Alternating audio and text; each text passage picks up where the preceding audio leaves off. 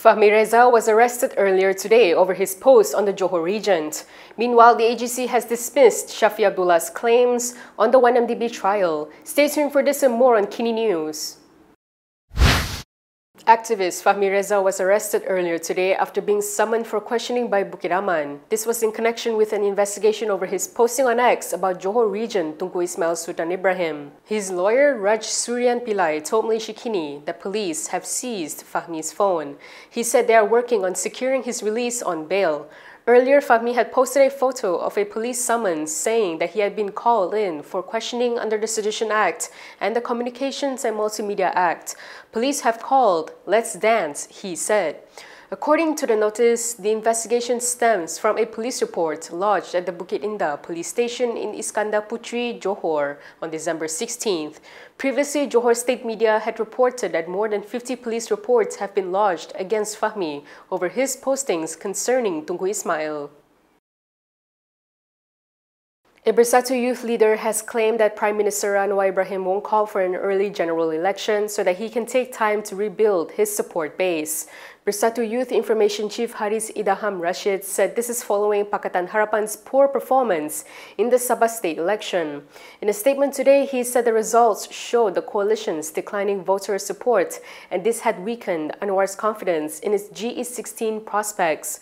Harris also claimed that despite introducing new policies during Harapan's 3-year tenure, the people are still unconvinced of Anwar and his government's capabilities in governing the nation.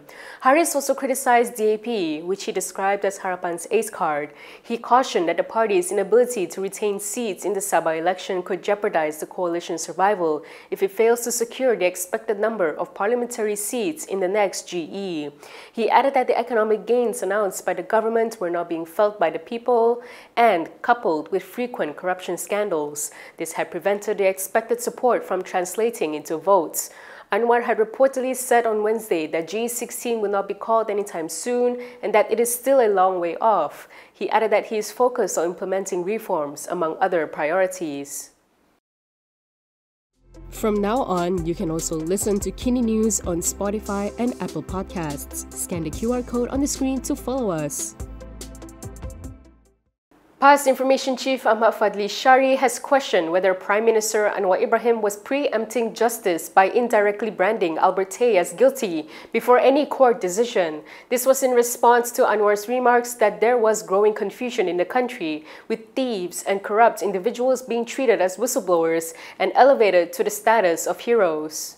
In a post on Facebook, he also questioned whether Anwar's former political aide, Shamsul Iskandar Akin, who was recently charged in court alongside Tay, should be labelled similarly if the same logic were applied.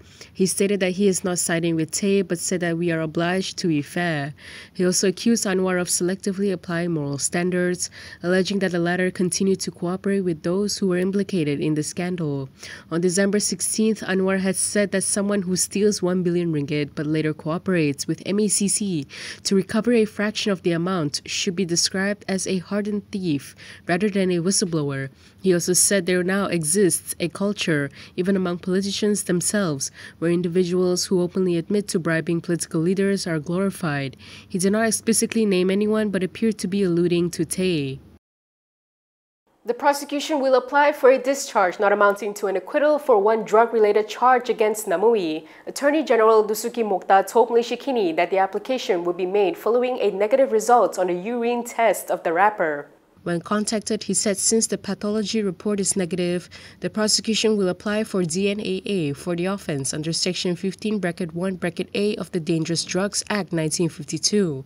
He added that the prosecution involving offences under Section 39A(1) of the same on drug possession will remain. Namui, whose real name is Wee Meng Chi, was charged on October 24th with 2 drug-related offences. He had pleaded not guilty to the charges. He was arrested on October 22nd after he was found with 9 pills suspected to be ecstasy in a Kuala Lumpur hotel room where a Taiwanese influencer had died. Namawi is a key person in assisting the investigation into the influencer's death, as he was reportedly the last person seen with her. If you like the stories we produce, consider supporting us by subscribing to Malaysia Kini. Click the link in the description below or scan the QR code on your screen to subscribe. The Attorney General's chambers said that all matters raised by senior lawyer Muhammad Shafi Abdullah regarding the 1MDB case involving his client Najib Abdul Razak had already been raised and argued during the High Court trial. In a statement, the AGC stressed that it remains committed to conducting prosecutions independently, fairly, and with integrity. It added that all prosecutorial decisions are made based on the law and the evidence available to ensure that justice is upheld and the public interest is always protected. The statement followed Shafi's press conference yesterday, during which he raised several issues concerning the case. Among them was his claim that Najib did not receive a fair trial. Shafi cited an earlier AGC statement indicating that new information had been uncovered following the repatriation of Roger Ng 2 years ago. He claimed that Ng, who previously testified as Najib's 25th defense witness, had declined to answer several material questions on the grounds that he was bound by a protective order issued by a United States court. This was despite the High Court's position that Malaysian courts are not bound by U.S. court orders. Shafi further claimed that evidence falling under the protective order could have cleared the former Prime Minister. PKR Youth Chief Kamil Munim has defended the recent cabinet reshuffle, describing it as a clear signal that Prime Minister Anwar Ibrahim knows the country cannot be steered forward using the same old formula by retaining the same faces in leadership. According to Kamil, this newly formed cabinet is not just a short-term arrangement, but the very team that will carry the government into the 16th general election. He stressed that Anwar's selections reflect a willingness to open doors for younger politicians who are not only capable but also well-educated. According to him, it is not symbolic but a long-term investment to create a new leadership team and an attempt to mold new leaders who will take the responsibility to lead the nation in the decades to come. The new cabinet lineup, however, has not escaped criticism from the opposition. PAS Information Chief Ahmad Fadli Shari claimed the reshuffle marked the death of Reformasi, pointing to Anwar's decision to retain the finance portfolio. Meanwhile, PAS Secretary General Takiuddin Hassan also took issue with Anwar's decision to allow the Federal Territories Minister and Deputy positions to be helmed by those from the Chinese community, referring to Hannah Yaw and Law Su Foy. Kamil dismissed these attacks, saying the opposition had nothing better to say apart from playing up racial sentiments to create unease among the Malays.